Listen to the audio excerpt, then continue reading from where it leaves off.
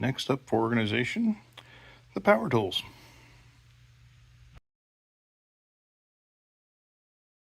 All right, welcome back. So what we're going to do today in the continuing saga of moving into the US General 56, this will of course apply for the US General 72 also, is installing the drawer organizer for the power tools. Now I keep generally 2 or 3, so this is more than I need, but I think that will work fine. In my old laydown space, and I'll show a picture real quick.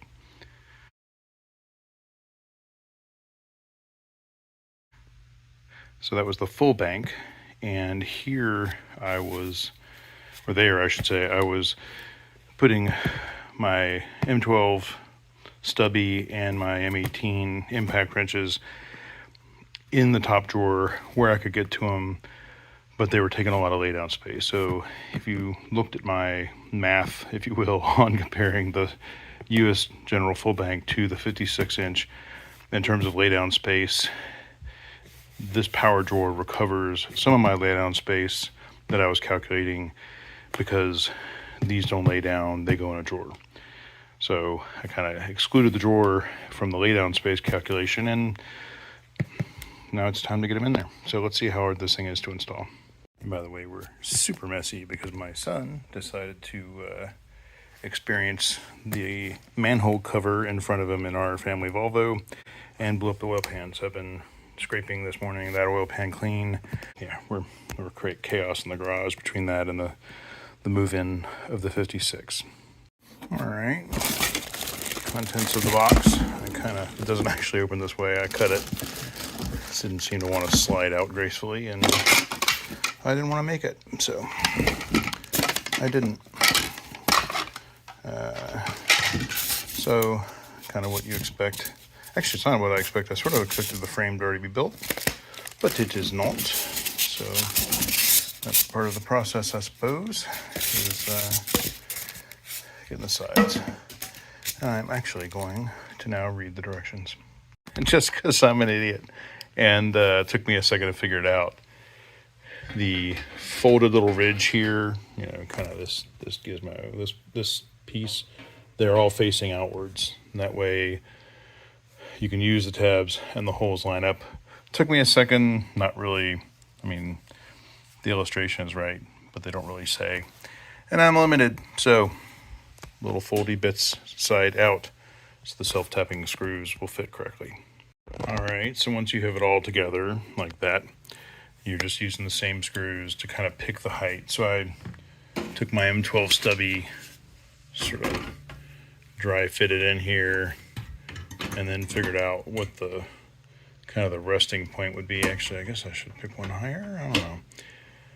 I think that's about right. So once you do that, I've actually left a little room. I've loaned my bigger mid-torque to a friend, but it's only a little bit over an inch longer, so I figure that's quite enough. If not, easy enough to adjust. All right, and just leave a little bit out there so it makes it easier to hang, and once you've got it in there, you can tighten it up. Obvious stuff, but yeah, I had to think about it.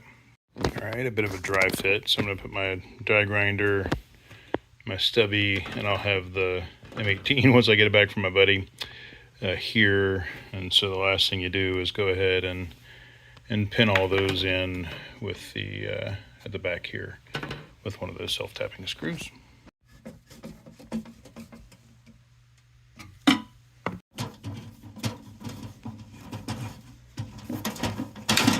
Interestingly, my M12 stubby, M12 Surge, does not fit in the little guy, at least with the boot on, so he goes into a big one. All right, just to preserve my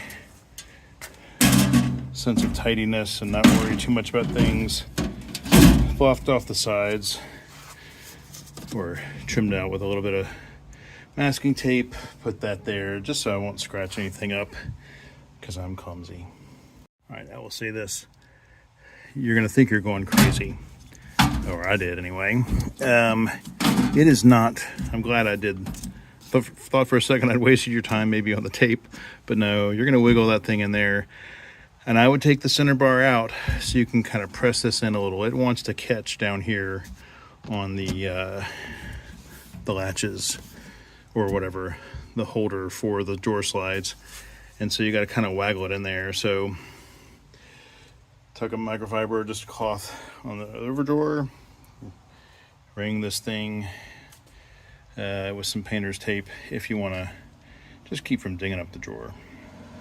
In the words of my friends from Project Binky that took a little fettling, what I had to do was actually relieve this. I'm coming back to it. I somehow deleted it, but I loosened this in to give that screw and that screw a little clearance from the edge, and you can see where I dug in, which kind of pisses me off. So don't tighten those top screws. I guess the bottom screws maybe too. So I took this bar out. I loosened these probably halfway back so everything could kind of go in. I could kind of pull it in a little, like squinch it. And then when it dropped in, reinstalled the bar, tightened those things up, and was good to go. All right, so that's the whole thing installed. Got the bar back in. Actually, I haven't tightened that down yet, but I will once I get my mid-torque back and make sure it fits fine there, which I'm sure it will. But anyway, that's how I kept the damage to a minimum. You know, I love the power drawer a lot already, because it really is. It's actually bringing this here, which is where it should live because it's used for car stuff.